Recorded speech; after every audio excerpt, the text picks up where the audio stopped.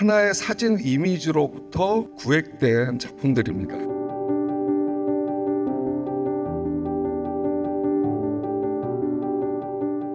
구상 회화에서 화가는 보이는 세계의 어떤 일부분을 구획해서 보여주게 됩니다. 그러니까 그 구획을 통해서 그 화가가 생각하는 그 풍경의 대상의 주제나 내용을 담게 되는데, 저는 이번 전시에서는 그런 일반적인 구획의 전형적인 의도를 좀 배제를 하고 어떻게 하면 하나의 사진 이미지를 다채롭게 보여줄 수 있느냐에 대한 고민을 하다가 한 장의 사진 이미지를 60개의 화면으로 구획을 했습니다. 개개의 그 프레임의 이미지를 제 입장에서는 어떻게 해서든지 그림으로 만들려고 노력을 하거든요. 우연적인 구획이라고 할 수 있는데 그 구획의 운명을 제가 받아들이고 그 안에서 어떻게 하면 이거를 회화적으로 완성할 수 있을지에 대해서 고민을 했습니다.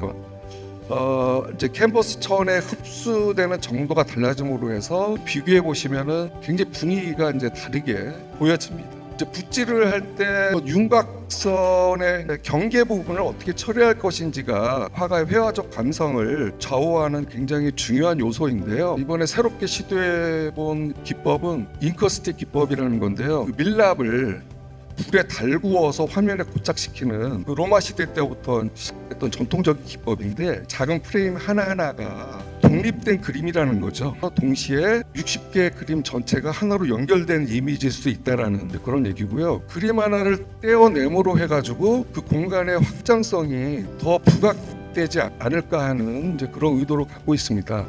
눈으로 생각한다라는 말을 좋아하거든요. 이미지 대상을 바라보는 제 눈의 관점, 태도와 관련해서 뭔가 좀 달라지는 부분이 분명히 생긴 거 같아요. 제가 이제 매너에 관한 언급을 한 게 있거든요. 이 매너라는 거는 테크닉과 구별되는 개념이에요. 그래서 테크닉이라는 거는 기술을 말하는 거죠. 그래서 이거는 제가 학생들한테 이제 가르칠 수 있고 이렇게 하는 거다라고 보여줄 수 있는, 전수받을 수 있는 기술인데, 이제 매너라는 거는 가르칠 수 없고 배울 수 없고 따라할 수 없는 일종의 뭐 지문 같기도 하고 그 사람만이 갖고 있는 고유한 회화적 흔적의 어떤 느낌 같은 거거든요.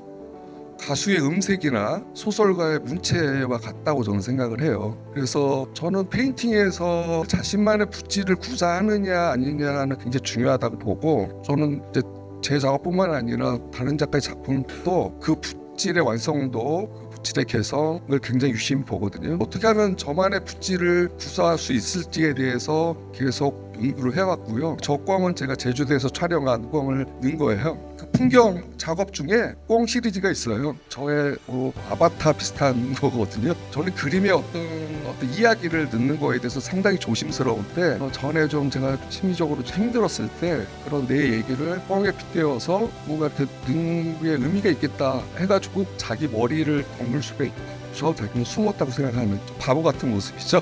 그런 모습에 좀 약간 저 같기도 하고 좀 재밌다는 생각도 했습니다.